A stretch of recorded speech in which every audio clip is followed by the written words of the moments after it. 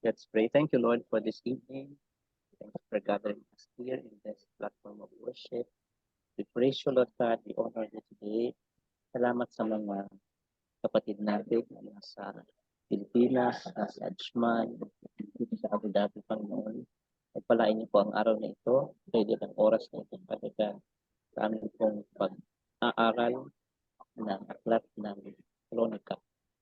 Ito ay istorya, mga story po ito, kaya we pray that you're going to continue to reveal yourself unto us, not to be critical about it, but if there are like critical thinking, let it be, Lord, ito'y mag-sharpen ang aming understanding at saka reasoning.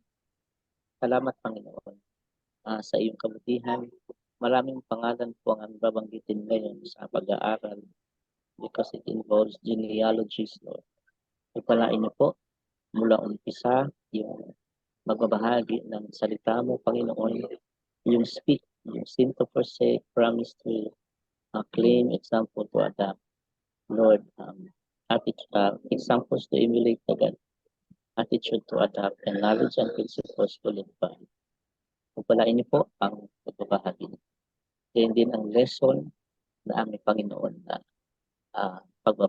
aming Panginoon pag-aaralan ngayon po. Thank you, Lord. In Jesus' name we pray. Amen. Amen. Amen. Amen. Punta na po tayo sa ating speak. And I'm turning you now to the co-host. Ganda. Okay. Thanks, Pep. Ganda naman. Ganda. Oo, ganda. Okay. Copy-paste. Self-explanatory. No need to explain. Just look. Okay? Ang higpit naman daw. Oo. So sabi natin, no, parang tawag nito, hindi daw maiingay daw tayo. Talagang mana-mana lang yan. Oo nga. Ewan ko ba. Maingay yung host, maingay din yung Mas maingay yung estudyante. Ito yung po yung First Chronicle 28:20. And David said to Solomon his son, be strong and of good courage, and do it, fear not, nor be dismayed to the Lord your God, even my God will be with thee. He will not fail thee nor forsake thee until thou hast finished all the works for the service of the house of the Lord. parang Amen. inulit to. Di ba nasa Kings din to? Opo. Pero ano yon? Yung kay David, di ba sinabi niya, be a man. O di ba? Magpakalalaki ka. Okay. Opo, ito po yung pwede naman mag-add kung meron kayong nakikita. Sabi nga ni Pastor, di ba, sa S, sin to forsake, you just have to take the opposite. Oh, the opposite of strong is weakness. Tapos yung courage is fearful. Pag sinabing do it, hindi mo gagawin. So disobedience, and then dismayed, maybe disappointment. And he says that your God and my God. So the opposite of that is you don't have any personal relationship with God. Pastor, ano lang ha, ito lang yung sa akin na so pwede nyo i-correct anytime. And doubt. And doubt. Yan po yung nakita ko na sin to forsake. Kung titignan mo, akala ko, tinignan ko ng doubt na biglaan, Dubai. Doubt pala. Yan kasi, nasa isip nyo kasi yung yan. Dito na tayo sa promises to claim. On the same Bible verse, ang promises to claim is that encouragement and trust in God's strength and power. Kasi dito, sinabi ni David kay Solomon, be strong. He's not referring to the strength of Solomon, but in God's strength and power. Tapos sabi niya, overcome or conquer worldly fear through God. Kasi most probably than us, we fear yung worldly fear kaysa nung sa spiritual fear eh. Mas hindi tayo takot dun eh. Yun yung yun yung nakikita ko. And then of course, yung sinabi niya dito na God's presence or Emmanuel, God is with us. And then God's faithfulness and assurance of God's promises na whatever God has given a promise, there's 100% sure that it will will happen. And ito yung sinasabi na completion of God's work. At the end of the day, the purpose of the Lord will stand. Sabi nga sa Proverbs. Okay po? Oy, ganda. Tahimik lahat. Sabi kasi O pag kasi ano, nagsalita siyang, paano ka magsalita din na ang daming ano, hanggang 6, saan mo ilalagay yung pang 7? Wala na Sister Badet, di ba? kasi sabi ni Pastor sa susunod daw na may maingay, yun daw susunod na mag-i-speak. Exactly. Oh, correct. O, di ba? Tahimik lahat, the pastor. Example to emulate. Ano daw yung pwede nating makuha? Ito yung sinasabi na continuous relationship and obedience to God. Kasi dito nakita ko, sinabi niya, the Lord your God and even my God. So, parang ano to, yung relationship and obedience to God of David, he's asking also his son na, you have to have that same relationship also. Tapos, dito, knowledge of who God is, His character. Kasi di ba, Pastor, at the end of the day, if you don't know God, then you will never understand His will. You will never have trusted Him because you don't know Him. Di ba? Yun yung ano dun eh. Kaya nga, I remember when, always, Tito Ibig would say that, you read the Bible, it's not just reading the Bible. The Bible is His story. So you have to know Him through His story. Tapos ito, seek God's wisdom as King Solomon did, 'di ba? Ito yung kaya siguro ano, sabi nga, you do not have because you do not ask. I remember testimony ni Sister Lucy yet last Sunday is that she she until now she doesn't read the Bible because she doesn't know how, 'di ba? And that is what this Bible verse is telling that as long as you know your God, he will supply everything because because one of his purpose is for you to know him and to be like him. Sabi nga, until thou hast finished all the work for the service of the house of the Lord. Although ang nire-refer dito ni David is he's telling Solomon to build the temple. Pero siguro ang translation sa akin is knowing God, you are also building up yourself because you are a temple of God. So dito naman, fatherly advice slash spiritual guidance. Siguro dito, ang makukuha natin katulad ni Badet na may anak, diba? Sometimes we just give motherly or fatherly advice, not even contemplating on adding spiritual advice. Malig tayo ano lang, 'di ba, magpayo or what you call this, advice sa ating mga anak on a fatherly level. Pero sinabi ni David, sinabi niya na na sinabi niya as a father and also he's telling his sons that you should also have that spiritual guidance. Okay, that everything you do, it has to be for the good of the Lord. Tapos dito, press forward despite the odds and problems. Kasi dito, sabi niya nga, fear not, nor be dismayed. Sabi niya na, along the way, there will be, in building the temple, you will encounter, although, dun sa pinagpag-aral natin sa Kings when he erected the temple for the Ark of the Covenant, there was parang walang problema eh. Parang smooth sailing. Pero kumbaga sa when David was telling this to Solomon, he's in the process of building the temple. Minsan ganun tayo, di ba? We are already kumbaga sa fearful of what lies beyond or what lies ahead. Pero dito, sinasabi niya nga na if it is for the purpose of the Lord or for the God's will, okay? Kung yun ang plano ng Panginoon, mangyayari at mangyayari. So despite the odds, just press forward. Okay, tahimik lahat. Naku, takot mag-speak. Okay, next. Sana tayo? Ala, ayun na. Okay, attitude to adapt. Ano daw yung makukuha natin? Dito, nilagay ko, boldness in our confidence in the Lord. 'Di ba? Kasi, you you will never be bold enough to have that confidence if you don't know the Lord. Okay, Pero, so, yes Chief, po. Itong mga to is from David, hindi from Solomon. Ha? It is from David. Oo, pero sinasabi niya nga sa anak niya na Attitude kasi to 'di ba? adapt from David ito. Hindi Oo, Si Solomon. David. hindi.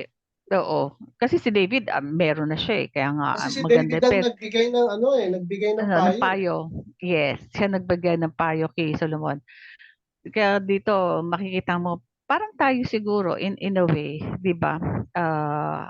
Minsan wala tayong kagaya sinabi mo last Sunday, you were telling that how yung sa mga characters in the Hebrews, so in the book of Hebrews about the men of faith, okay? Yung kung sabi mo or does no God knows you, 'di ba? Yung pag the way na pag ikaw katulad sa music ministry, for example, 'di ba? Sabi mo ganyan. Minsan kasi we lack the confidence, okay, to speak about the Lord, especially sa service. Sadly to say, 'di ba? Minsan pag sinabi mo, "Oh, ikaw mag-pray, ikaw mag-opening prayer, ba't ako? O ikaw ang tumayo diyan, ikaw ang kumanta, ay ayoko, dito na lang ako." Parang you don't have that confidence kasi you fear that ikaw yon, 'di ba? Instead of the Lord doing His work in you. Okay, number two, trust in the strength that the Lord gives. Ito yung minsan kasi we rely on our strength instead of sabi nga ni Sister Lucy, 'di ba? I give it all up to the Lord.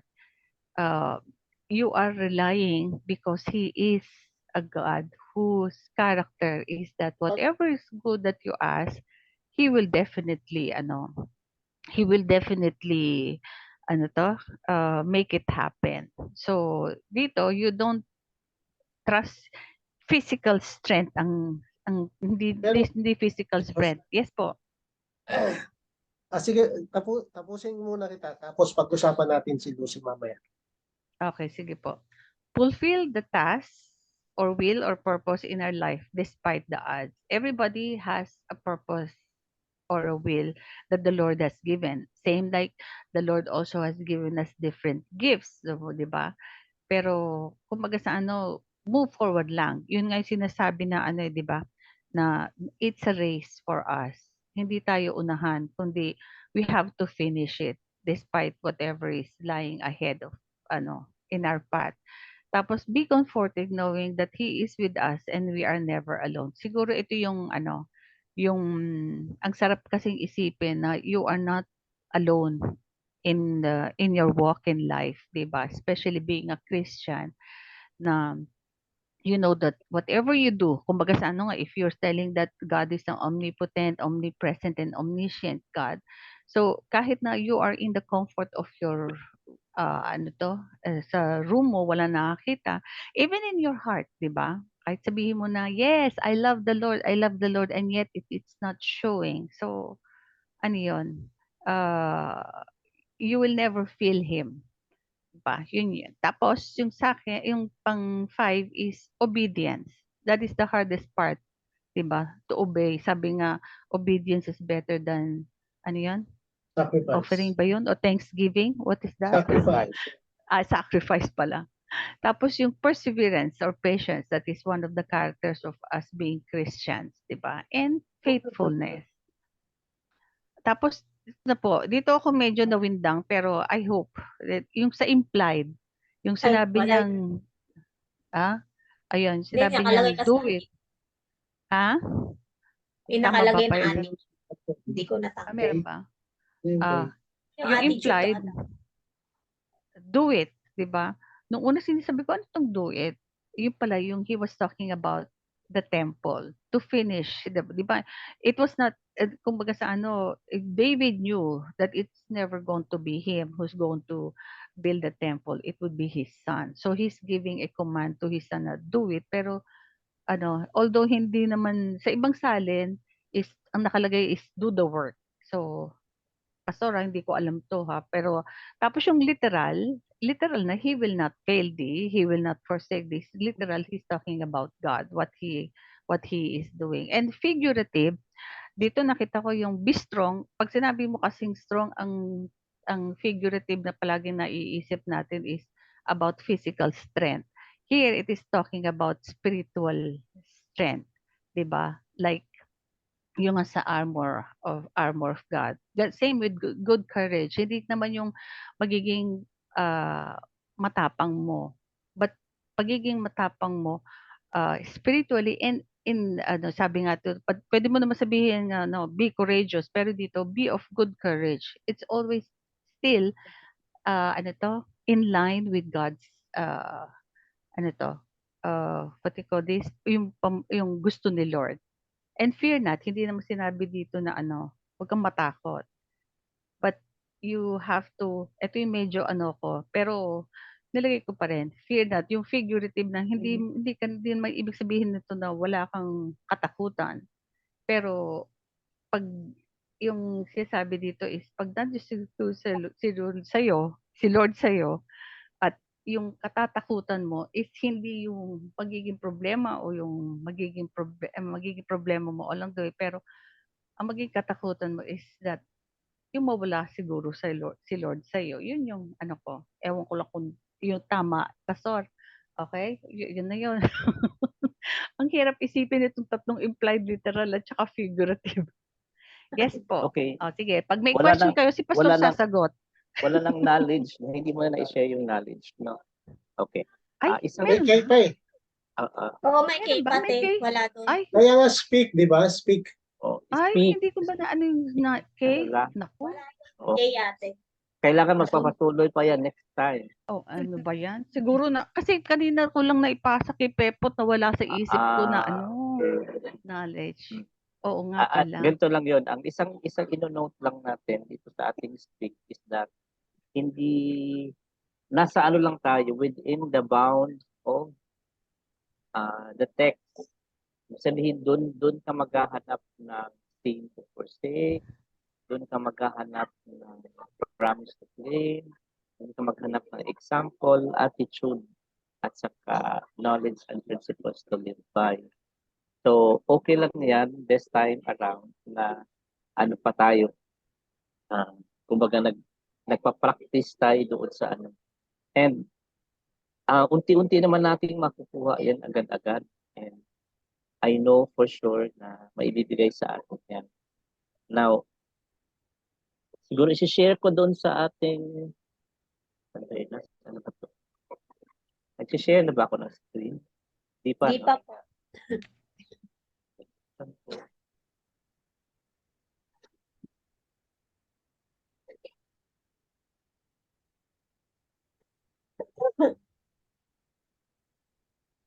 Kakanta tayo, no? I'm just kidding. Nakita niyo po? Opo. Ganda. Nakita, okay. Maliit. So, ibibigay natin tong ano to na bibigay natin tong ating format. Ganun lang siya. Okay, ito yung speak and then ito yung ways that you can interpret. Tapos, mabibigay ka ng text. Doon lang Saan din.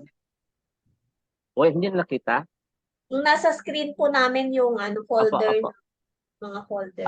Folder. Hala. Ano nangyari? December 16, 2023. Eh, We must inherit. Stop sharing mo. Nagsishare ka ba? Ako po, hindi po.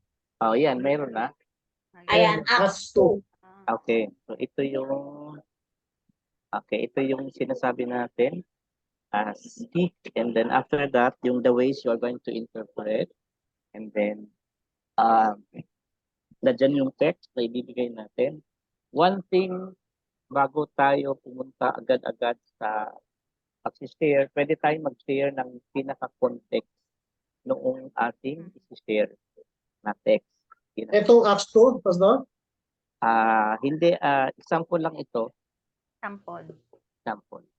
So, ngayon, if you can see sa left side, nakalagay sin to forsake, naka-screenshot ang pinaka-text. And then, hahanapin doon natin sa text kung mayroon kayang literal na kasalanan, figurative na kasalanan, implied na kasalanan. Ganon yung ating para ano siya, isa-isang part Mayroon kasi minsan sa isang text, mayroong present na tatlo, mayroon naman na wala. Okay, na dalawa lang o isa lang. Pangalawa, okay, ganun din. May literal na promise, may figurative na promise, may implied na promise. May example, ganun din. And then, attitude to adapt, meron din. Yung knowledge and principles to live by, wala ng literal, wala ng figurative, saka wala ng implied. Kasi parang yun na yung summary mo, no? Summary mo of all the lessons. Now, with the lessons that we have today, I know that pinag-aralan yun. Ang ino-note lang natin is that wag tayong lumabas doon sa border ng text. Yung Ng text mo. Kung ano yung nandoon, magpo-focus tayo doon sa text na binanggit. Sa Para verse mo. yung specific na text really naka-contextualize siya. So, yun yung ating note doon. So, thank you po sa sharing. And I know na ulit yan kasi ang Bible naman paulit-ulit din talaga dahil kailangan natin ng reminder of all the things, right? Thank you po, Sister Jo. And the next to share, I think, sino yung nandun sa ating schedule? Ako po. Sister Pet, talaga naman. Ikaw yata magpapa-exam? Pastor, Ako Yes rin. po. Birthday po ni Badet next week, sa 26, Pastor. Birthday niya. Okay. Praise the Lord. So, ano ang plano natin? Mag-sim break muna sa 26. 26 ba? 26 ang Ah. birthday niya. Okay. So, magpa-party. Oo, Oo. magpa-party siya. Sarado ang Magsi-sim break muna tayo sa Holiday 26. Inn. Mag-holiday muna tayo sa 26. Nasa hotel kami, Pastor eh. Sige, okay lang. So, mag-holiday in muna. So, okay lang po mag-holiday muna tayo sa nabulunan 26. ako dun. No problem. Nawalan siya ng Pastor, Yeah. change topic lang Oh, yes Yung po. ginamit nating kay Ate Josie, pwede ba nating sampulan ngayon para maano natin? O Sige. it will take time po? It will take time lang. Pero ano Ah. na yun? Na-present na niya. Ang ano lang natin, yung siguro ang i-follow natin na format, sige, isi-send ko yan, isi-share ko. Sige. Ano mo yung verse. Parang- Sandali lang yan, Pastor. It will just take 5 minutes. Sige, okay. Kasi iba yung pagkakaano niya doon sa umpisa pa lang eh. Yun na nga eh. Yun ang kung gusto pala ni Pastor, in each and every like S, merong tatlong dapat hanapin. Literal, implied, at saka figurative. Pa-repeat nga po nung ang ating text po ay matatagpuan sa First Chronicles. First Chronicles Share ko po, 28:20. Pastor. Chronicles. Type po na agad. Ayun na, Pastor. 28:20. May literal ba dyan na sin? Yun ang tanong, di ba? Dapat Ano gano'n. Ano ba yung figurative, Pastor, ulit? Yung parang Symbolism po. Oo. symbolism. Apo, Symbolism, pero hindi yun kumbaga sa sabi nga, di ba, Pastor? Parang spiritual symbolism po, ganon. Okay, minsan di ba, for example, etong sa Book of Acts, yung specifically Acts chapter 2 verse 3, nakalagay doon, ito example lang naman, nakalagay fire, tongues of fire. Ano ang sinisimbolo ng tongues of fire doon? Holy Spirit. Holy Spirit. So, minsan ang Bible nagko-conceal sa ganoong kapamaraanan kasi sabi nga, di ba, sa mga less spiritual, sarado. So, sa mga spiritual, bukas siya. Okay, give me 2 minutes. Lapit mo.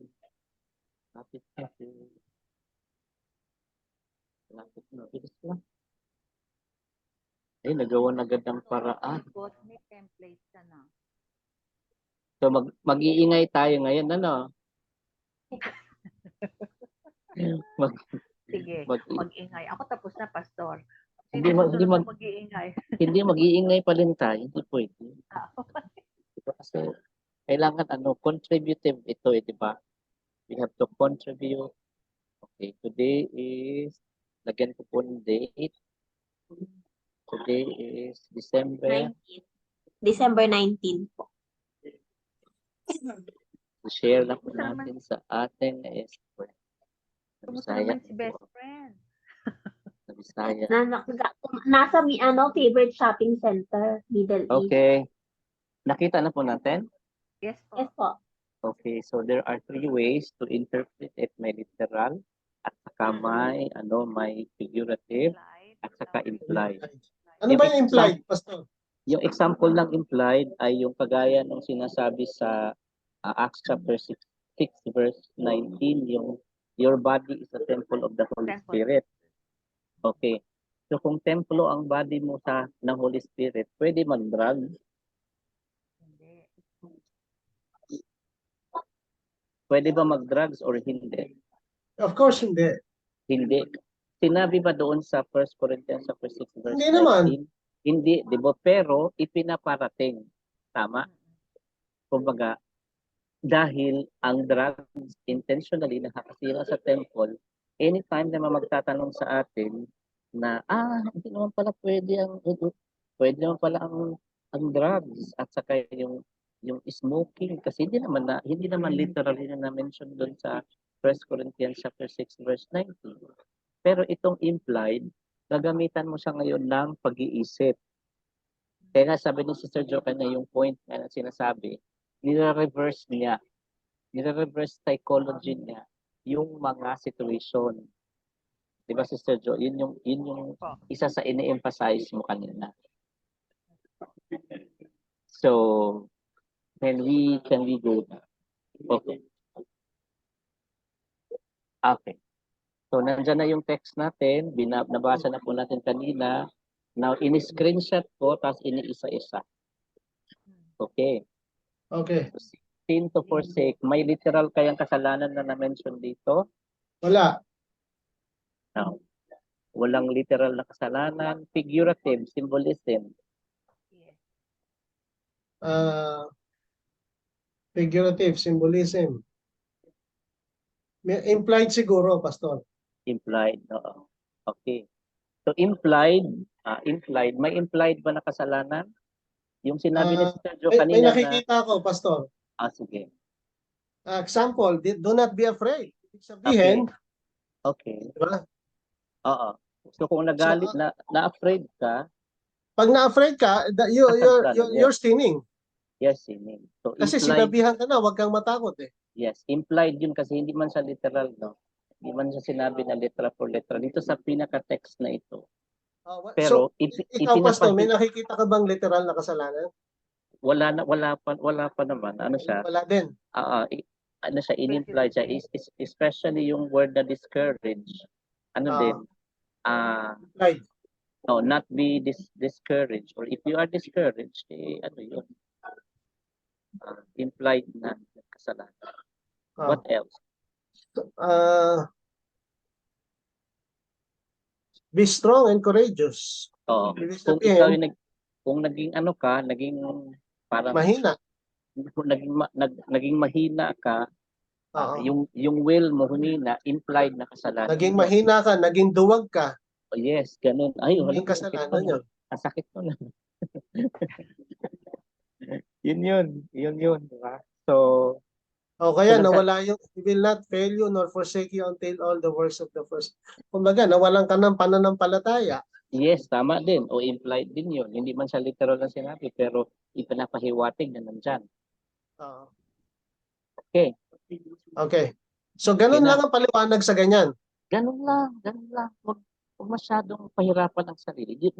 Hindi na kailangan masyadong yung parang hindi matulog, kinakailangan magkape. Malalaman mo naman kung may literal na kasalanan no? Oo. O hindi na Nakasulat kailangan mo naman talagang damihan mo yung kape. Hindi pwede. Hindi na. May tumawa, may nagkape yata. Saglit. Next. Okay, promise to claim. Literal. Be strong and courageous. Be strong and Ano? courageous. Hindi, ano yan? Command yan. He will not fail you. or He forsake will not fail you, Not literal. you, nor forsake you. Nor Literal. forsake you until all the Please. work For the of your Lord, service. My God Ah. is with you. Yes. Ano yan? It's a literal promise. Figurative Asa- yan. God Hindi- be with you. Yeah, literal yan. Promise. Ang ano, Yes, pastor, literal yan. Promise. Okay. Ano pa? Meron pa? Actually, yung he will not fail you, yung buong sentence, promise siya.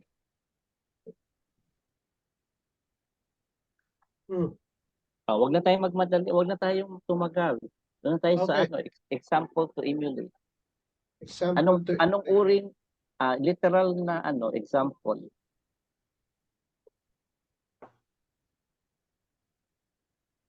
Parang wala naman na sinabi, no? Doon tayo sa figurative, may symbolism ba na example? Hindi ko masyadong Ano ba, Pastor, yung example to emulate, Pastor? Yung mga halimbawang ipinapakita ng karakter nung binasa mo na in-execute niya, yung ginawa niya. Ginawa niya. Oo, yung halimbawang ginawa niya na dapat natin tularan din. Obedience. Nandun siya, narinig ko si Brother Rabil. Okay, on the part of, Solomon. kaya? Solomon. Ito'y charge example ito kay to Solomon, emulate. ha? Charge ito kay Solomon. Pwede ba to, Pastor? Kasi Ah. example to emulate, di ba? For the Lord my God. Okay, yung public Relationship. declaration. Public declaration. that Public this is declaration. my God will not, di ba? Yeah. Example to emulate, sabi mo. Ano yan? Yung public declaration, that is hindi man siya hindi siya literal na sinabing public declaration, pero with the statement pwede nating sabihin na implied na example to emulate. Pwede rin, di Dependence. ba, pastor? Pwede Yes. rin, di pastor, na na relationship, di ba? Personal relationship. Yes, Kasi because sabi niya David na, himself, your God, my God. Parang Yeah. magsa yes. So saan 'yon? Sa implied pa din kasi ang ibig sabihin Figurative ng na yun, Pastor. Figurative na yun. Kasi as example to di ba? Parang it's a figurative speech na parang sinasabing Di ba pag figurative, it is Figurative, merong image, sweet, may Oo. clarifier, symbol siya. may So ang symbol. ibig sabihin di ba ng nga, my God is a yun ang symbol niyan. Symbol, yun like yung sa implied. fire, bird, gano'n. Implied yan. normally, Brother Ibig, ang symbolism may siya, may object na Okay. sinasabi. Kagaya ng Ano yung kagaya kanina, tongues of fire. Yung Figurative. sprinkler of water, The Holy Pastor, yun. oo, Symbolism ba yun? sprinkler of spring of water. Opo. I think it's literal kasi kung spring parang Ay, hindi, sapa yan. sprinkler of blood pala. Hindi action yun eh. Symbolism ba yun? Hindi action yun eh. Literal, di ba? Magiging symbolism siya kung in our time you are being washed by the blood. Okay. Tama? Okay. So ang nagiging implied ang public declaration kasi yung word ng public declaration hindi man literal na sinabi, pero implied because inangkin niya na my God is with you. So inangkin niya na si God is with you. So publicly declared. So it is considered na implied. Ipinapahiwatig na nung sinabi ni David na my God with you, mayroon siyang public declaration of his God.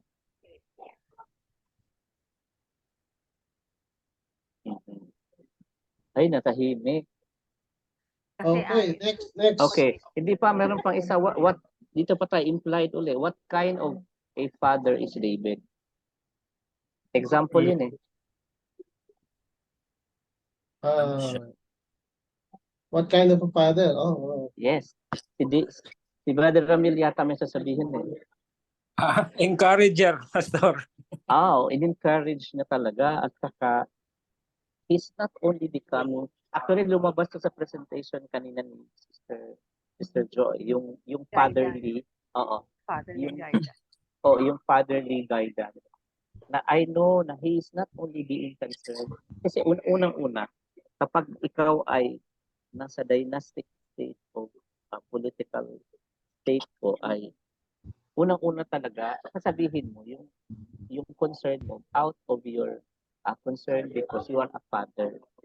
Along with that, yung obligation mo being a king. So dito muna, yung approach niya hindi man agad-agad, hindi natin nakikita dito na yan, parang harsh, in a harsh way. But normal lang naman yan, di ba? Bago kayo pumunta dito sa UAE, binili naman kayo ng mga magulang niyo na be Ingat strong ka. and be courageous, mag-ingat ka, di ba? So, nandoon yung show of yung him being a genuine father, having a genuine concern to his son who will soon to become king. So, ang implied na example doon na sinasabi ni Brother Ramil is ano yung sinabi ni Brother Ramil? Encourager. Encourager. Encourager. Okay, but then he also have shown the genuine concern being a father. Being a father to Solomon. Okay, what kind of king he is?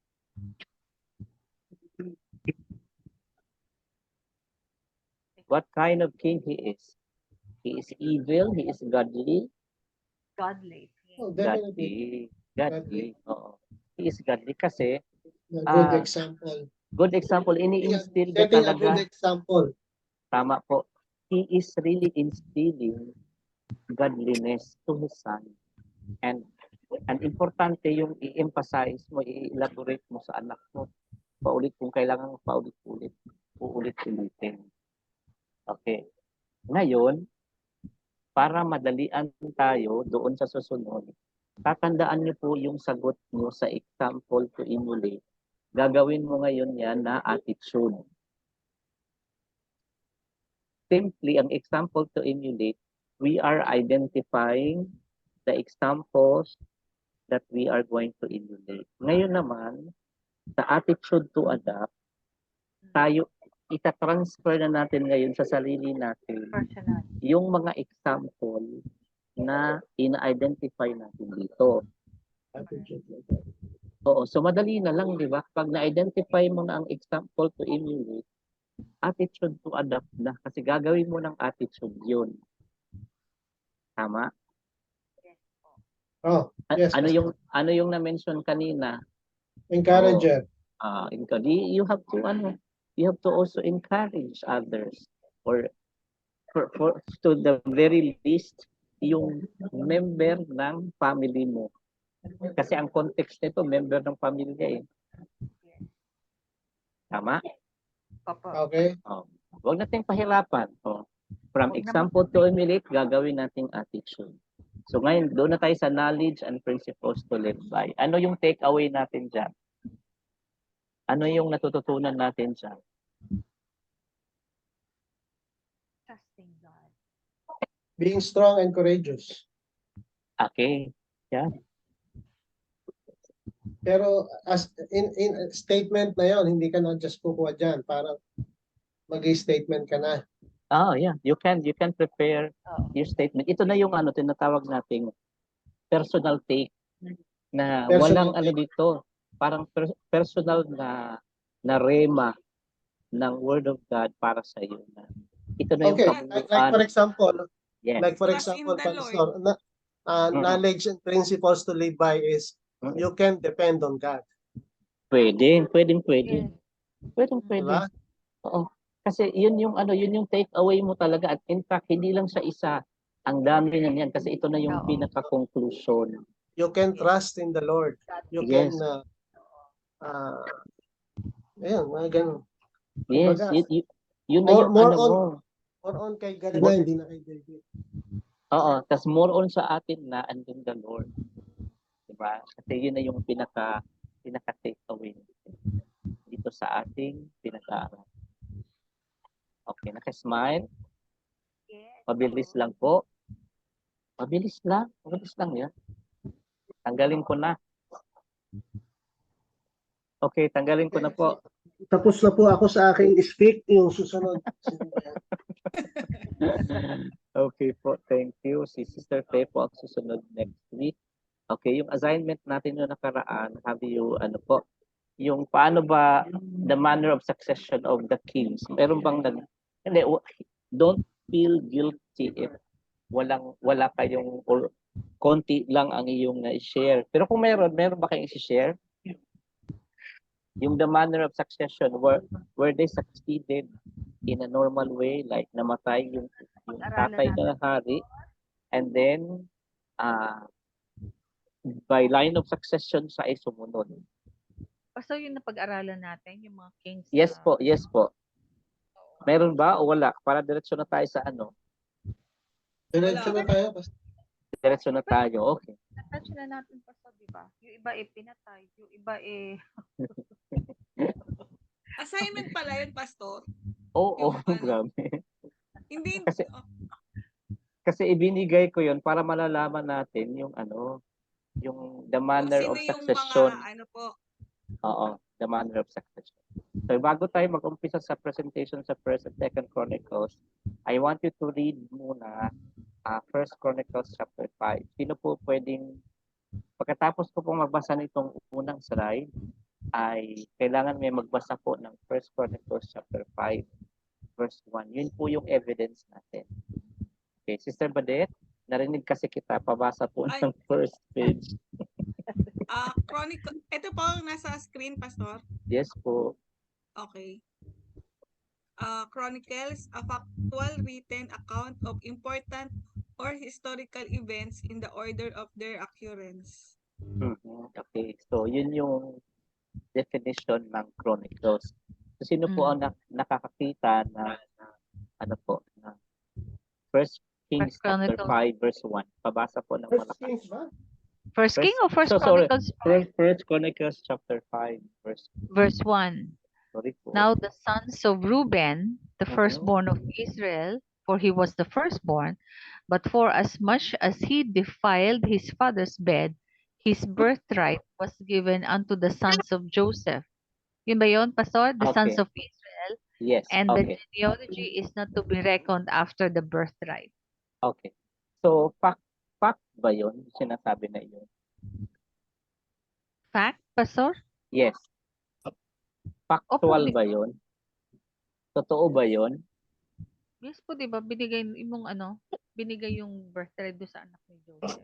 Tapos totoo ba yung dinefile niya yung house? Yes, Pastor, it's in the Bible. Yes. So, therefore, ang Chronicles po ay itong First and Second Chronicles, huwag po tayo magtaka na may mga inuulit na mga event. But the events which were told in Chronicles are factual written account of important and or historical events in the order of their occurrence. So, ito yung mapapansin natin sa Chronicles na may mga histories, ng mga events na naulit. Pero kagaya ito ng tinatawag na, in our time today, di ba mayroon tayong iba't ibang uring pahayagan. Mayroon na tayong iba't ibang TV station. Sabay-sabay na nagbabalita ng isang subject. Pero the way they are presenting it, different, pero yung core na message, nandoon naman. Yung essence ng message, nandoon naman. Depende lang siguro sa emphasis. And that is something na bigyan natin ng pansin sa Chronicles. Kaya siya naiiba kasi naiiba din ang atake niya, naiiba din ang kanyang emphasis. If you have been reading the book of Chronicles po, ay nabasa niyo po ba na may narrative pa rin sa book of Chronicles yung kasalanan ni David? Oo nga, Pastor. Kaya nga, pati sa Book of Chronicles, mababasa mo pa rin si Haring David. Mapabasa mo si Haring David, pero mababasa mo ba sa Chronicles yung kasalanan ni David Yes. with Bathsheba? Oo. Hindi ba With Bathsheba. Mhm. Hindi ko sigurado, Pastor. Okay. Alam Hindi ko natin sa siguro Psalms. hindi natin sure, pero just to tell you, yung portion na iyon ng narrative para kay David na nung nagkasala siya kay Bathsheba, it was not included in Chronicles.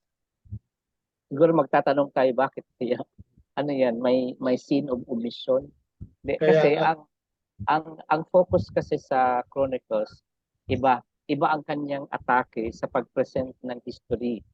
Anyway, may mga portion kasi na it has been detailed in the Kings. So dito kasi ang focus, tandaan natin, yung temple. Ang templo ang focus. Saka yung transition of leadership. So yung other side of the story, like yung mga personal na story, kaya nga siguro ngayon, if you are going to be noticing yung mga social media account po, meron silang kanya-kanyang platform at saka subject sa pagpe-present ng mga istorya. Kapag may mga current events, kapag personal. So ganyan po ang ganyan ang division and how it was being presented. So yung kanina po nung while I was defining the word chronicles, simply ano yan parang archives of history.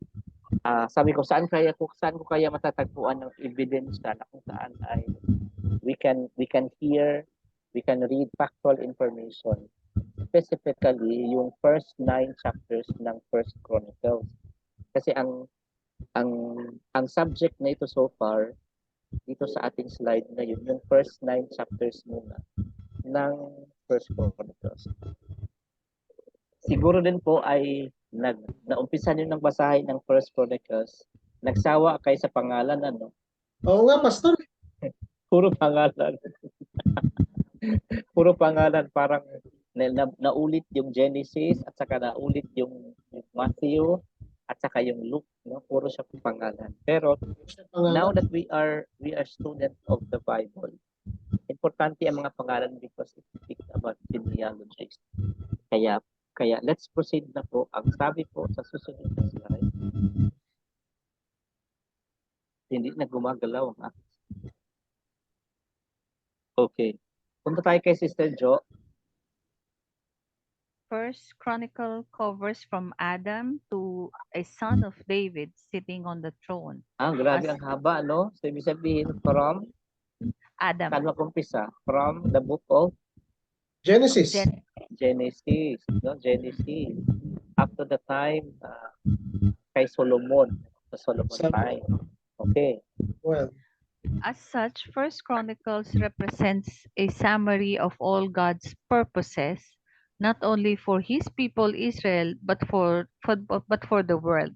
So, dito na natin nakikita ngayon yung it started like in a small community, specifically being called by God as called as His people. Yet yung influence nito, in fact, yung sinabi niya na plano kay Abraham that all nations of the world will be blessed ay na-establish through this narrative. Tuloy. These tables give the sacred line through which the promise was transmitted for nearly 3,500 years, a fact unexampled in the history of the human race. So, sabi po ng isang author na si Baxter, Explore the Bible. Wala daw nag-explore dito, hindi daw to in-example nung most of the worldly books. Hindi nila alam na if they are going to explore it, they are going to be exploring rich heritage of history. Tuloy, it shares It shares with with the Gospel of Matthew, the distinction of being the only other book in the Bible to cover history from creation to the author's day. Okay, bakit natin minention si Matthew? Kasi kung babasahin natin yung chapter 1, it also narrates about genealogy ng 14 generation, at saka 14 generation that traces the line of Joseph spanning towards the patriarchs hanggang kay patriarchs and then hanggang kay Joseph and then kay Jesus. Sa Gospel of Luke naman, it traces the lineage naman kay Mary and then to Jesus.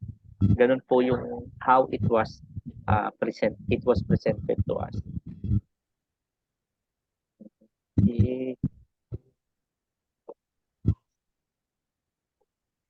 Sister Fe po tayo.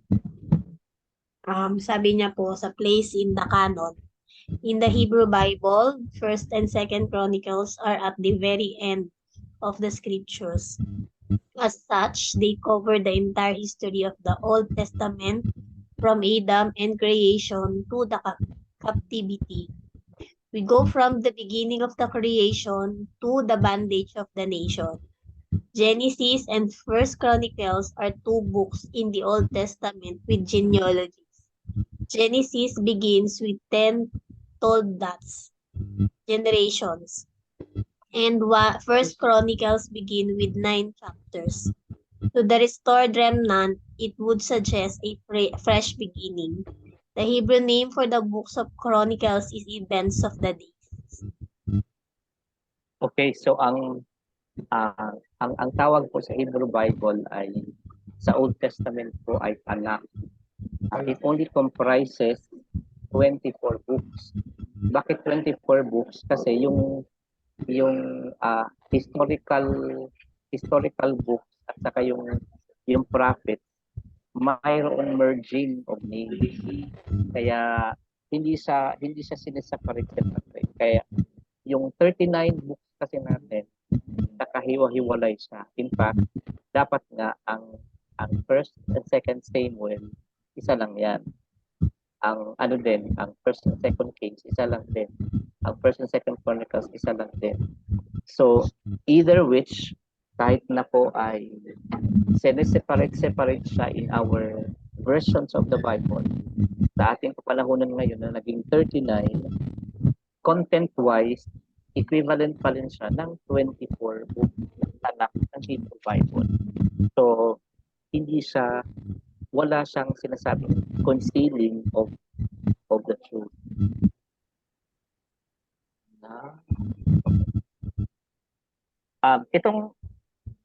Itong slide na ito, naisingit ko lang the importance of canonization.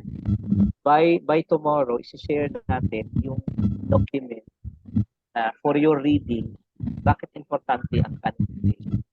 Canonization kasi is just the process to which a literature, specifically of divine importance, na tinatanggap ng body of or council of organization during the ancient period, na scrutinizes the content and have declared it to contain divine importance. Kaya in our biblical time right now, ang nakakanonize talaga ay yung 39 books of the Old Testament and 27 books of the New Testament. Okay. Nakasaad sa gilid yung tinatawag nating peculiarities. Ibig sabihin, yung kanyang uniqueness against 1st and 2nd Kings. Umpisa natin sa number 1, Brother Ibi. Sige po. Distinct from the account in 1 and 2 Kings in several ways. The genealogies. This reflects Israel's racial and religious purity. In the first 9 chapters, there is a large sections dealing with Judah as the beginning and a large sections related to Benjamin at the end. In the middle are 81 verses concerning the Levites, emphasizing the attentions given to the priests and Levites and the works of the temple. The genealogy shows the nation's link with the past, the right to the land, their legitimacy in the present. Okay. Base Mayroon po sa mayroon po tayong project, each one of us. I will be assigning Sister Jo chapter 1 po ng First Chronicles. Sister Fe po chapter 2, si Brother Edith chapter 3. Sister Badet ng chapter 4.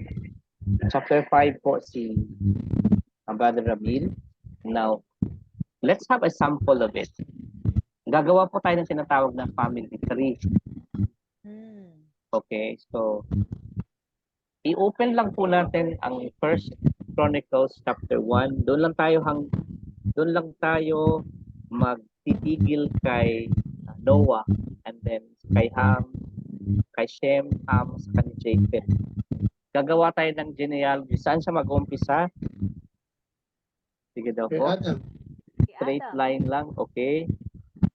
Straight line from verse. Okay. Mag-umpisa kay Adam. So ilalagay na sa taas si Adam, followed Adam. by Sheth. Seth. Tapos nakalagay si Enosh, and then Kenan, Mahalalel, Jared, Enoch, Methuselah, Tusela, Lamech, Lamech, and then Noah. Noah. Pagdating kay Noah, magkaroon ng tatlong level, tatlong anak. So, i-arrange din natin yon, Sister Jo. Yes po. So, similar things din po ang gagawin sa chapter 2, sa chapter 3, chapter 4, at saka chapter 5. Titingnan po natin yung output natin, saan tayo dadalhin nito. Pwede naman itong gawin yata sa, Sister Badet, pwede gawin sa A0, di ba? Sister Badet? A0 po. Opo. Ito, Opo. Kaya lang sa kasi internet. wala kaming A0 na printer. Wala kayo na A0 printer, Oo. guys. Saan A3 kayo lang po. Sige. Baka kaya sa A3. Back to back. Dalawang A3 ba? Tapos ipopost natin sa ating bulletin sa JCM Anshman. Pwede po magpa-print. Meron po dito na pang drawing Oo. din sa Yung kaya ng i-post natin yung genealogy kasi magandang ma-connect itong lahat na ito eh. May bulletin naman tayo sa JCM Anshman, di ba? Kaya lang, dapat maganda sulat mo, Pastor. Gawin natin sa gawin natin, paano ba? Iko-computer, Sister Fe? Pwede po. Papasulat ko na lang kay Lane. Yeah, merong assistant talaga. Because it speaks Maganda about sumulat si Lane. Yes. Thank you po. At nakuha natin, no? So ang concept. Now the remaining, yes po. Sure. Yes. So, katulad niyan sa First Chronicles ako. So, I have to make a family tree from Yes. the first up to the last. Yes. Hanggang doon dom. Mhm. Yes po. Next. Okay. Punta tayo kay Brother Ramil, emphasis.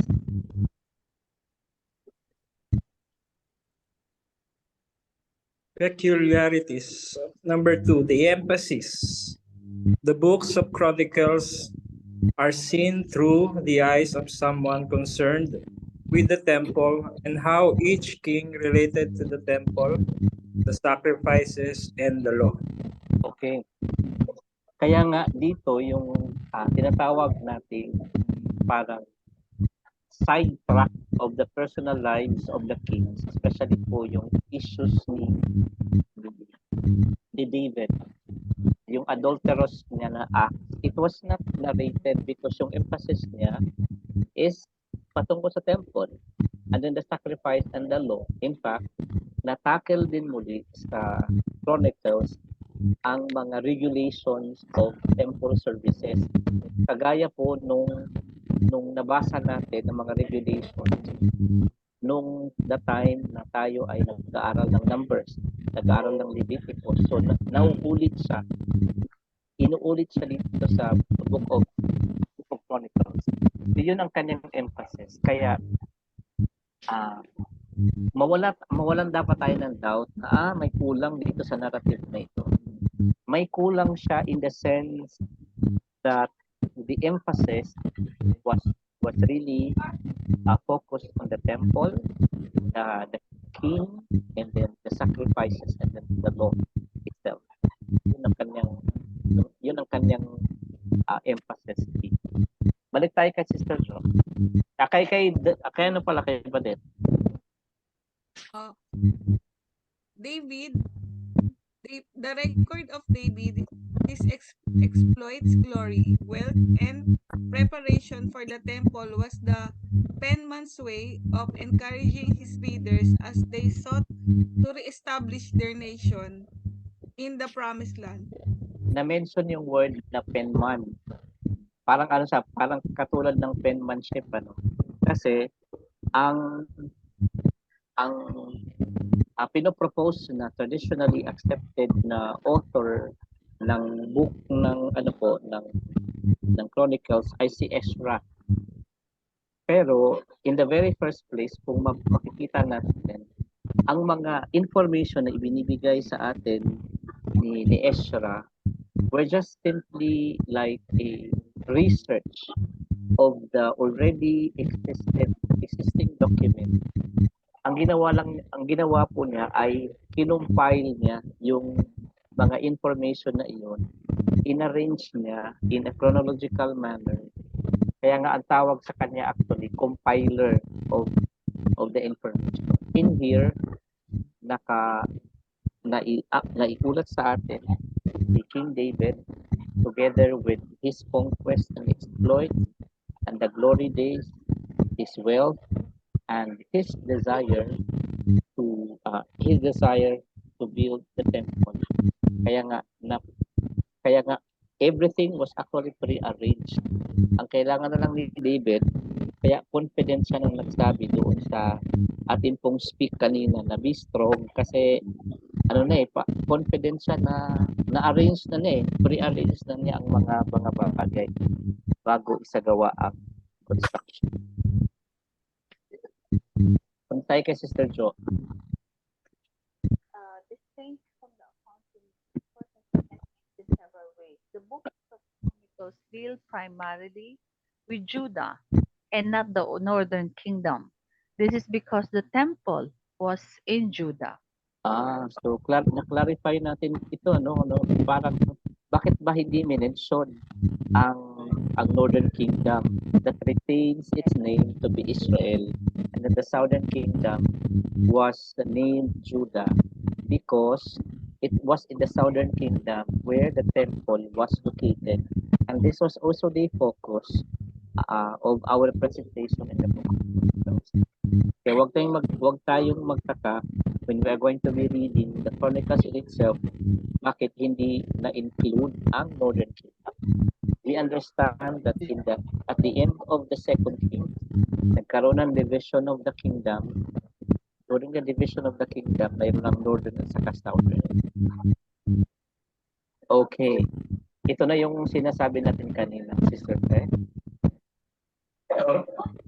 The distinction from the accounts in First and Second Kings in several ways.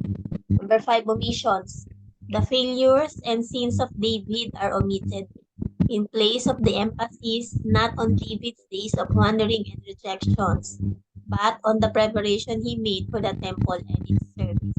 Okay. Hindi naman daw hindi in-emphasize na siya dahil iba ang kanyang emphasis dito sa presentation ng Chronicles. Now let's go to the other one. Okay. Tuloy mo, Sister Fe, mahaba-haba itong sa yung assignment. While many might look upon the first 9 chapters as a barrier to studying First Chronicles, look at some of the things mentioned just in the genealogic record which are unique to Chronicles. Okay. Mayroon na namang iba. Kung titingnan mo po, nag-umpisa tayo dito sa examples na pinipresent natin sa screen, chapter 4, and then it ended chapter 9, verse 34. Although, some of the major thing which was presented here are genealogies. But in between, may other subject na sinasabi. Let's go with number 1. Ano sinasabi na? Tingnan, Sister Jo. Sister Fe. Number 1 Chronicles 4 verse 5, 14 and 21. Ashur, the father of Tekoa, had 2 wives, Hela and Naara. Verse 14, Menotai was the father of Oprah. Seraiah was the father of Joab, the father of Jeharashim. It was called this because its people were skilled workers. In verse 21, the sons of Selah, son of Judah, the father of Leka, Laada, the father of Maresha, and the clans of the linen workers at Beth-Ash. Okay. The usual fashion in presenting the genealogy ay parang sasabihin lang na yung pangalan niya, tapos yung sino yung anak niya, at sino yung sunod na anak, and then sino yung sunod na anak. Pero dito sa presentation, dito sa Chronicles is that at some point dinagdag ini-enrich ang information by way of providing the kind of skills they have, because we will be learning that there are plenty of skillful people who would be needed in the construction of the temple. So in here, the information is not being presented to us plainly, but it was enriched. I mean, they provided us with the enriched information who these people are. Dito, ano yung enrichment information? Sinasabi na mga skilled workers po sila. Sinasabi that they are also like mananahi, yung linen workers. May sinasabi po na linen workers. So, not surprising na dito sa ICAD Mall, merong nagtatayo talaga ng patahian, mga lalaki yung nananahi doon sa loob. Yeah. Okay. Mahaba-haba to, Sister Fe. Sige lang po. Okay. Chapter 4, verse 9 to 10, the exercise of prayer, Jabez. Yes. Tama yan. Jabez was more honorable than his brothers. His mother had named him Jabez because I gave birth to him in pain. Jabez cried out to the God of Israel, "Oh, that you would bless me and enlarge my territory. Let your hand be with me and keep me from harm, so that I will be free from pain." And God granted his request. So not only that, the generation was presented, it was also enriched being presented to us. That includes the struggle of a single clan and a person named Jabez. And talagang it is a portrayal na may struggles siya, similar with us today, being a member of a clan or a family, having the same struggle with Jabez. Ano pa man din, kung titingnan natin, associated siya sa pagpapangalan ng kanyang nanay sa kanya. So, yun po ang factual na information. Okay. Dito, tuloy-tuloy natin, Sister Fe. Chronicles 4, 21 to 23, May letter of employment. The employment of the potters. The sons of Selah, son of Judah, the father of Leka, and Lada, the father of Maresha, and the clans of the linen workers at Beth-Ashbea. Joachim, the men of Koseba, and Joash, and Sarap, who ruled in Moab and Jashubi-Lehem. These records are for ancient times. They were the potters who lived at Netaim and Gedera. They stayed there and worked for the king. Okay.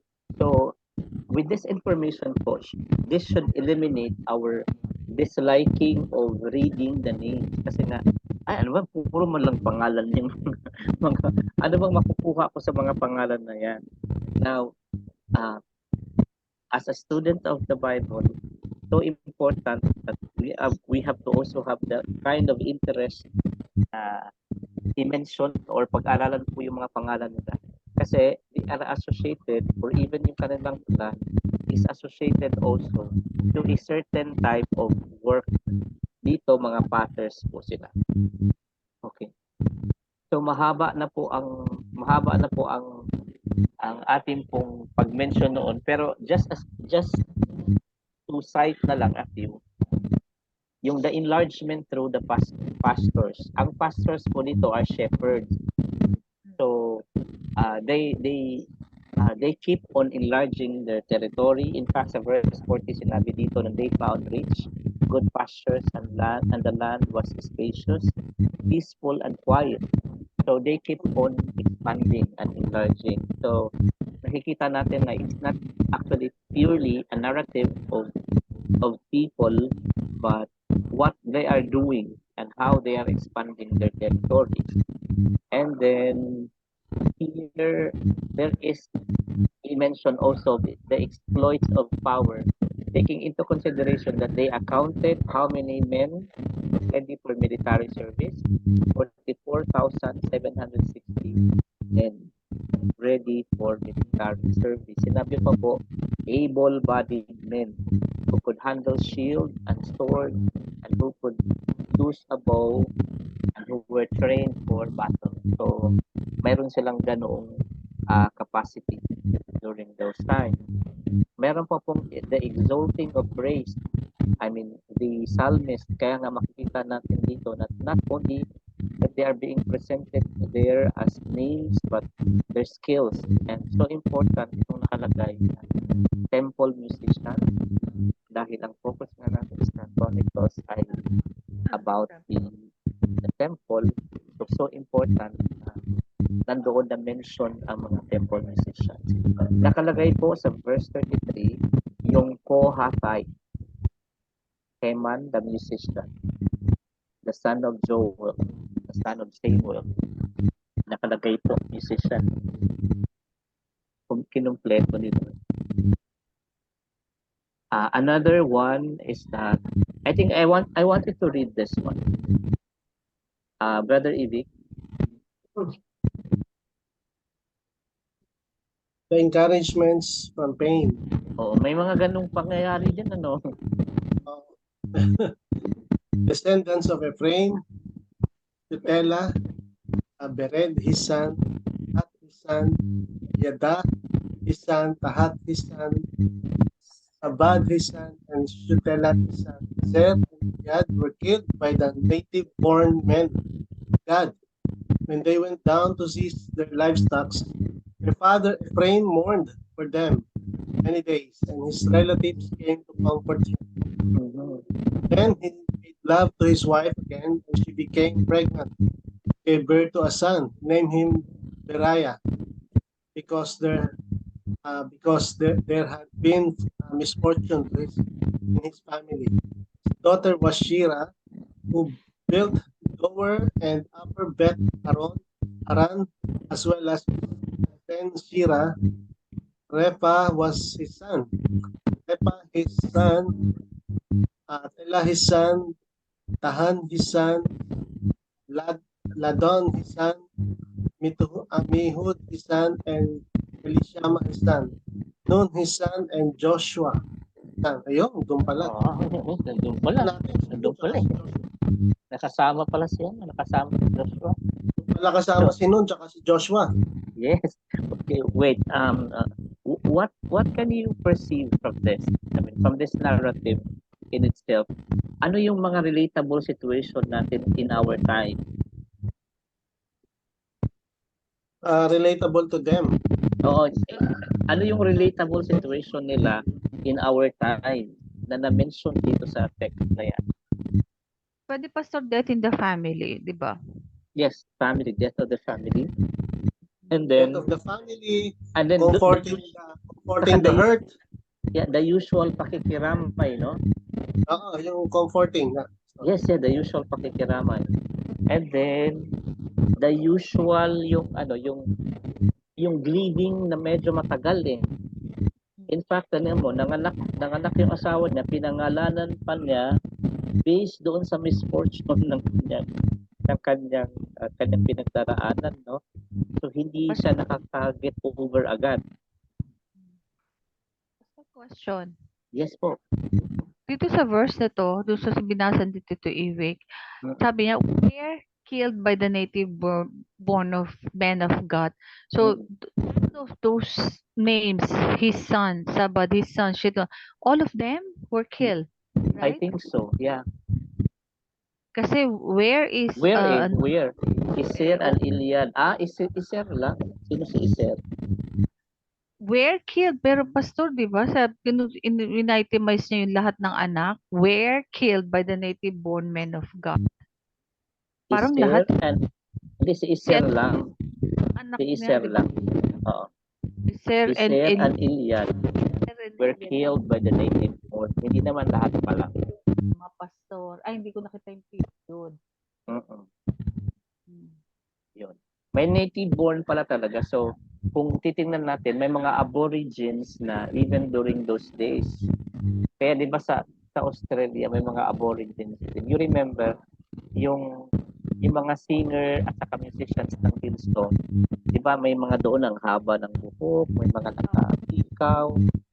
Kasi nga they were aborigines of Australia. Hinayaan lang muna nilang ganun ang look nila. And they included them in the music ministry even in that aspect or even in that look. Kasi parang in-include nila ba? Because that's how they were before. So, hindi lang siguro magka-culture siya. Okay, ito I can relate so much the pain kasi nga all of us naman dumadaan sa ganoong pain, loss of a family. Dala-dala mo eh. So, we can relate. So, the next time that we're going to be reading Chronicles again, ay hindi na tayo yung mabuboarding mga pangalan lang yan kasi naumpisa natin ang pangalan. Nandoon, incorporated doon sa portrayal ng story, yung mga experiences nila being a human being. Saka Pastor, yung prayer of Jabez is considered one of the Yes. inspiring prayers ng Bible. Yes, too much. Okay, dito sobrang haba nito pero ano yun, sinasabi natin, di ba ang alam lang natin yung mga porters sa ano lang yan, sa mga nagkakarga lang yan doon sa pier, no? Dito sa airport, sa mga pier. Pero dito sa ating sa temple din, may mga porters and they have the energy needed to protect the gate and to carry those items na kailangan. Especially during the time na kasi kung titingnan po natin, may mga kailangang i-carry every time na magkaroon ng Sabbath service. So, yun po yung kinakailangan. Next. Okay. Ang sabi sa ating pong narrative, si Ezra po ang known by tradition na compiler ng Book of Chronicles. Siya po ang nag-compile, kaya siya din po ang tinutukoy author. Ang tawag po sa kanya ay Ezra or Esdras. Siya po ay scribe at saka priest. Kapag sinasabi po ng ating scribe, ang tawag po sa scribe sa Hebrew ay super. Siya po ay nagtatranscribe. Ibig sabihin, nagsusulat talaga po siya ng mga holy scrolls. We call it Sefri Kodesh. At saka Tefillin.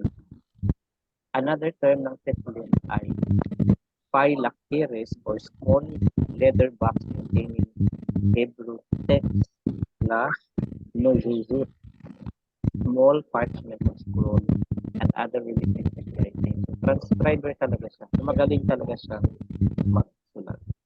At the same time, siya po ay isang priest. Another thing that we need to understand sa Chronicles po ay kapag ang mga salita ay naulit-ulit sa isang aklat, ibig sabihin may emphasis siya.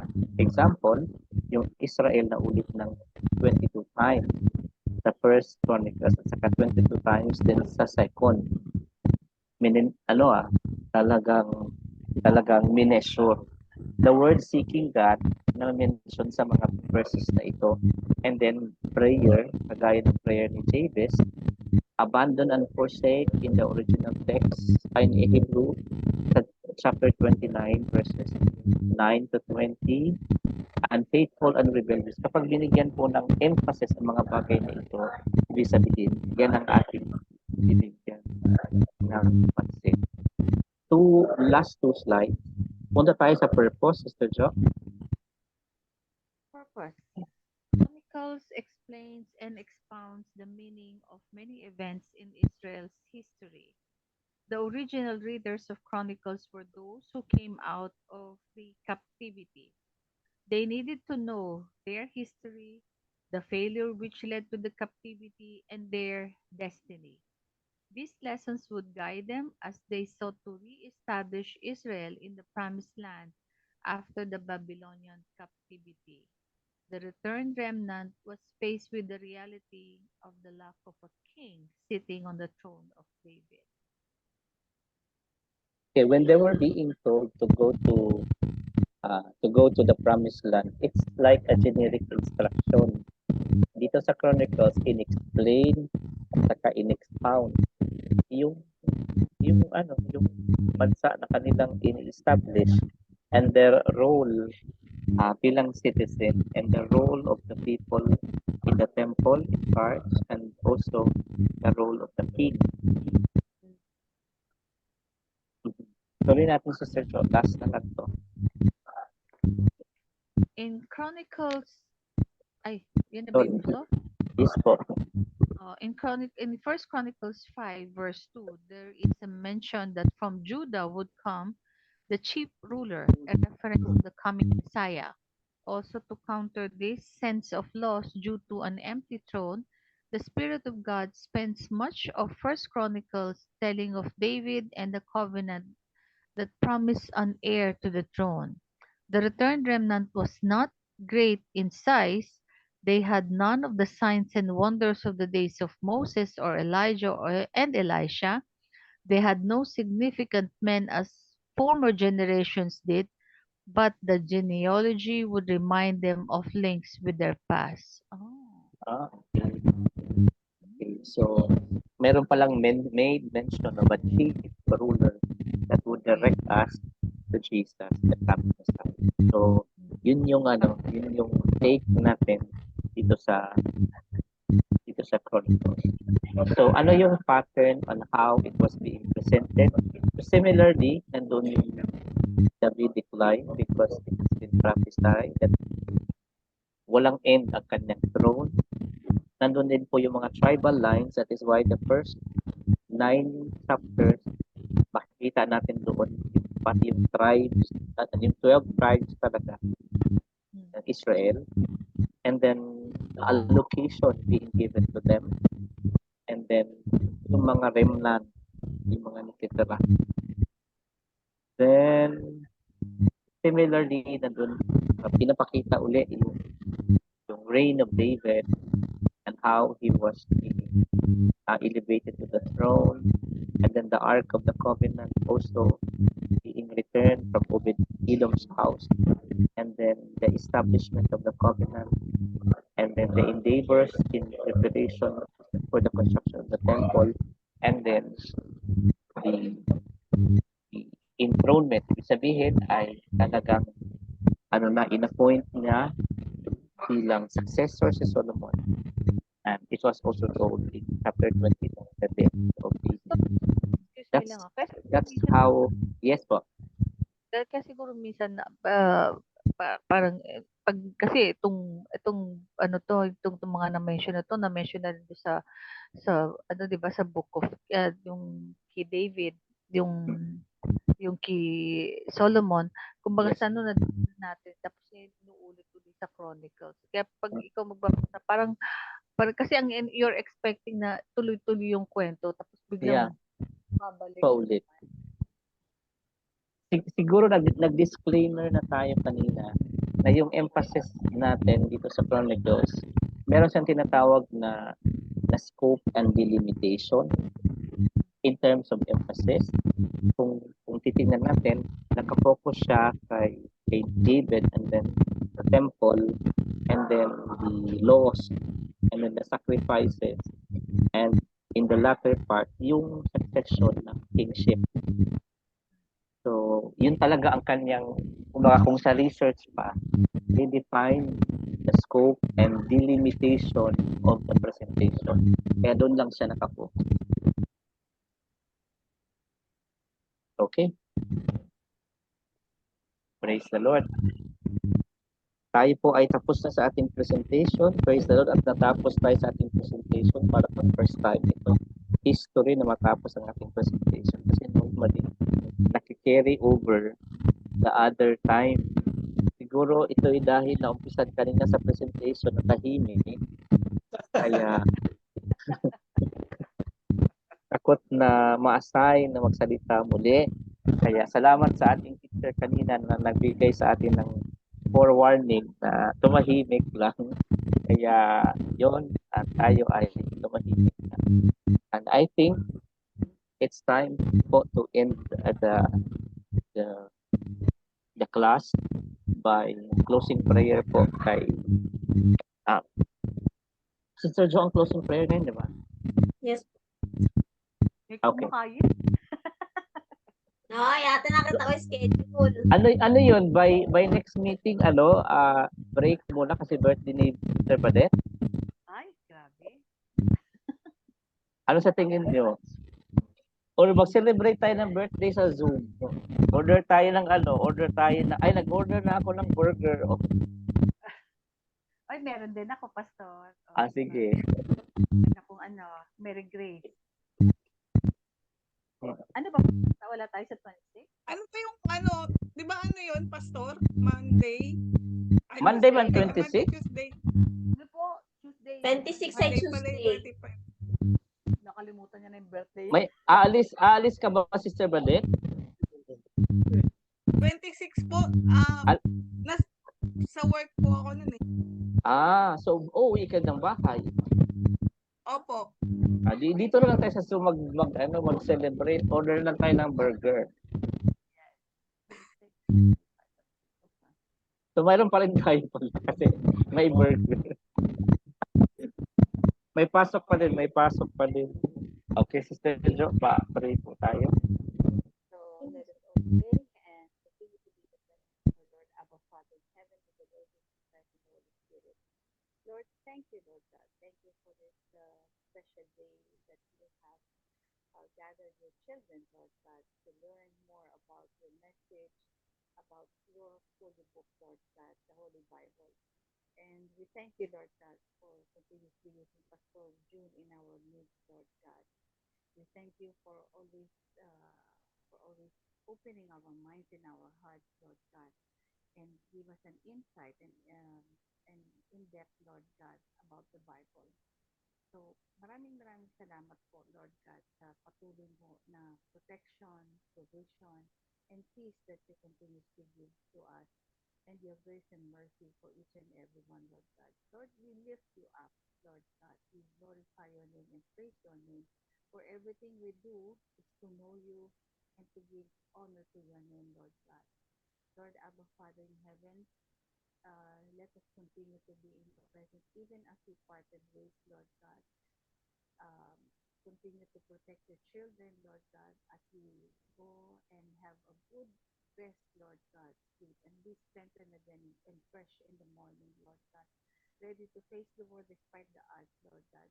And here, Lord God, sa aming pag-aaral, Lord God, let us continue, Lord God, to seek you, Lord God, and to know you, Lord God, so that we may understand and we may have that continued faith, Lord God, and strengthened faith, Lord God, knowing that you are a God of powers and glory beyond, Lord God, of what we know, Lord God, sa patuloy ng pag-aaral.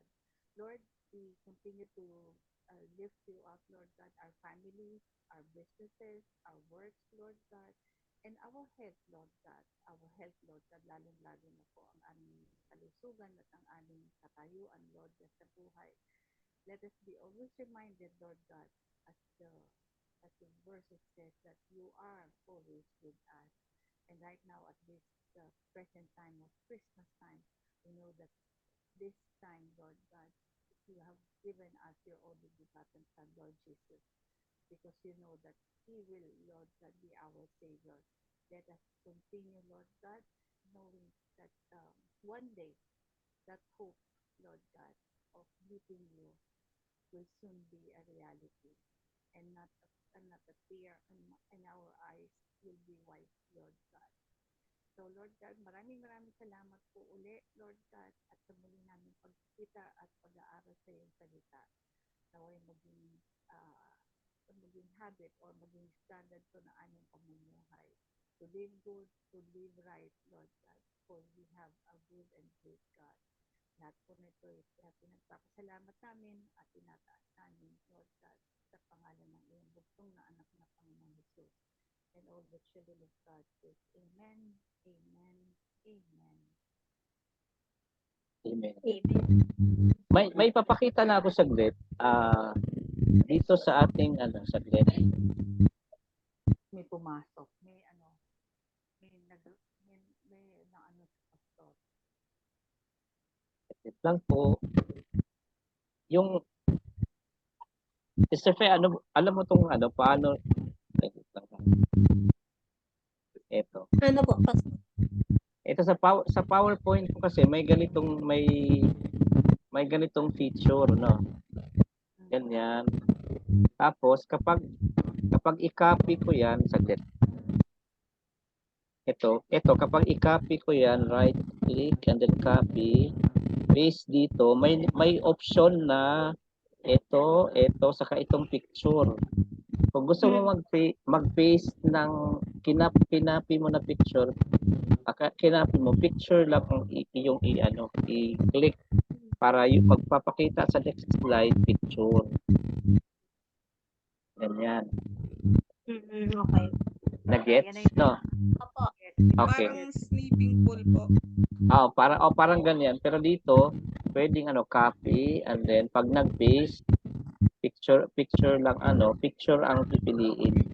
Ganyan. Okay, Para isi-share ko na to mabilis. isi-share ko na po ito sa ating GC.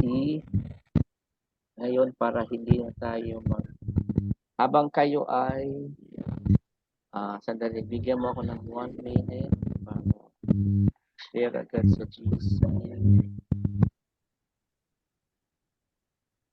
Sino kaya nag-i-echo na sound sa atin? Kuya Vic, ano nangyari kay Ate Lucy? Wala, ano nangyari kay ate? Kala ko may Ay, Pastor. Yes po. So, sa first week ng January, magpunta ka dito. Yes po. Uwi ka na. Kailan ba uwi mo? Hindi pa rin yung visa ko, may delay kaya hayaan lang natin, ganyan talaga. Ganyan talaga ang buhay, may mga delay. Pastor, Kaya- 1 week lang ang visa. Kaya nga last week pa daw sinubmit. Ayan, na-share ko na po sa ating screenshot not screenshot, yung PowerPoint. Speak pattern po yan. Okay, speak pattern, yun po ang susundan natin. Kaya tuloy-tuloy pa rin. Dito muna tayo. Kung hindi ako ngayong makauwi, baka by April. Okay.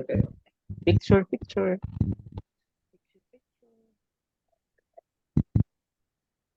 Sino nagpipicture? Si ano? Iba din. Ay, ako ba? Kaya ko ba? O sige, ako na. Teka lang. Wait. Sige, paano ako ba? Print screen. Pastor, diba? Sa 1, pag-meeting 2, 3, smile. would be restoration. Yeah. Yes. Yun ang dapat, di ba, Pastor? Hindi dapat hindi dapat confrontational kasi kung confrontational, it will never end. Peps, ikaw nga, Peps, pa isa ka. Ay, isa ako. Picture Oo. does smile. Send ko rin tong 1, isa. 2, 3. Sige. Tapos ang Cheerio. o 3, 2, 1. 3, 2, 1. Okay. Cheerios eh. Serious. Vic, anong ginagawa dyan ni Iboyet? Ando, kasama si Baby, naglalakwatsa yung mag-best friend. Hmm. Send ko sa'yo, Ate Josie, yung mga picture. Ang dami. Hindi ka ba pwedeng pumunta rito? Di ba may sinend ako sa'yo? Kay Sister Jo? Sa akin po? Di ba may Ate, sinend yung ako sa'yo na Mic ano? mo mahina. Anong sinend mo? Ano, Vic? Yung tungkol sa Ay. Emirates ID. Malalaman mo kung may bag ka. Wala. Di mo natanggap? Hindi po. Ang alam ko ngayon, sa Emirates Airlines yata, ewan ko kung particular, that if you're departing from Dubai, no need for the passport. O What? pero, March pa yan, Ate. March Ano, 2020. I-scan na lang? Yan po. Yes, Yung ano ka lang, lalakad ka lang. lakad ka na lang. Ah. Yes. Pero you have March to pa yan, register. te. March Oo. 2024 sa Emirates. Yes. Mhm. 2024. ano? Okay. Ate, send mo nga sa akin yung Emirates ID number mo. Yung copy mismo. Copy Oh, daw. ngayon na. Oo, may helpline tayo, helpline. Papacheck natin kay Lucy kung ano.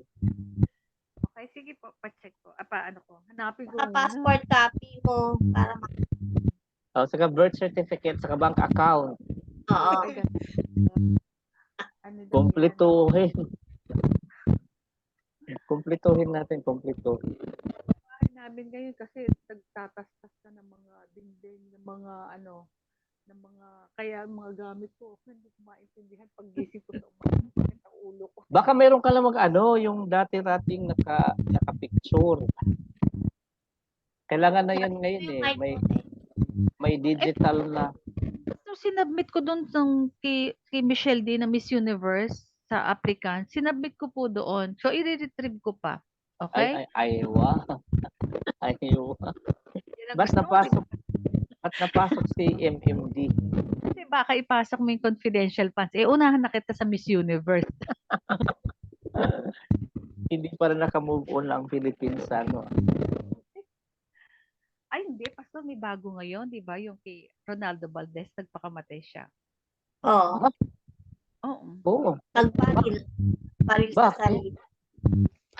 Pepot, may video ako yung sa kanya. Pero natatakot ako baka mamaya pag pinasok ko yung ma-check ako dito. Kasi CCTV. hindi, yung mismo nung nandun na yung mga pulis sa bahay niya, nakaupo siya, nakaslouch siya, tapos yung talagang, yung putok ng ano dito, talagang oozing na yung blood niya. Sa ano Nagpakamatay niya. talaga. Yes, meron siyang prostate cancer, tapos na-stroke siya. And to think na ang kanyang bahay is on the 3rd floor. At saka hiwalay na pala siya sa asawa niya. 3 failed marriages. Itong kinakasama niya ngayon is his manager. So, Kaya ayaw ko mag-artista eh. Mahirap. hindi pa napag-usapan namin yan ng hipag ko. Yung faith ni Ronaldo Valdez with the Lord is talagang out of the window. For him to commit suicide. Oo naman. Kung may relasyon ka naman sa Panginoon, di mo naman Yun ang ano eh. Yun ang Lapit mo yung mic. Pero si Zimri nagpakamatay din kasi alam niya ma-invade na sa ni Ombre. Naku, ang layo natin, no, Pastor? Hindi, banalikan ko lang yung Kings. Okay, sige. Kasi kailangan bumalik kasi baka mag-segue kay MMD tapos kay Ronaldo Valdez saka sa confidential fund. Ibabalik natin dati. Ibabalik natin kasi sa 26th birthday ni Sister Pate. Ako hindi nga nag-i-invite, pastor, birthday niya eh. Tingnan mo ano sabi, nasa opisina ako. Oh. Hindi yun implied, Hindi, pastor. nasa office pa ako nun, ate. Pastor, Bait hindi. kita, halika. Hindi ano yan. Ibig sabihin, whether we are not going to be invited, implied yan. Ayun. Nasa ano na yan, nasa kaloob-looban na yan. Oo. Na ano, na invited tayo na whether you like it or not, be there. Ganon. Kaso mo sa ang kibadit na sagot eh, ano eh, literal. I'm Oo, in the office. Kasi ano, kasi Literal Kasi- ba? kasi it speaks, no, it speaks. Ilan taon ka na ba, Det? 41. po. 41. Ako 42. Ako 48. Ako 61, magsi-62. It's nice to be a senior citizen in the Philippines. Sabi nung HR namin kanina na group HR, so how old are you? So, I'm already 48. No, you are 48. Siya na problema siya ng 48. Hindi siya naniniwalang 48. Sabi ko, no, Filipinos are liars in terms of look. Layas talaga. Hindi, ano, kidding aside, Pastor, I appreciate yung mga kings of the Northern and Southern Kingdom, their succession Ayun. to the... Ayun, bumalik. Babalik tayo dun kasi nagbigay ka ng assignment sa akin. Kailangan mo ko tinipigilan sa assignment, Pastor. Ngayon, Bumalik. Gino, ang haba nun. Paano ko gagawin? Kaya mo yan. Kaya mo yan. Kasi pagawa kay Julian, Ay, si Julian, busy. Busy yun. Oo, may nagsabi na siya Ate, pwede may na. ano daw yun, picture. Ganon. Picture. Picture pa. Grabe. sure pa nung mga tao. Cartoon picture. Sige po, God bless everybody. God bless. Merry po. Christmas, Merry Pastor. Christmas. Bye. Bye.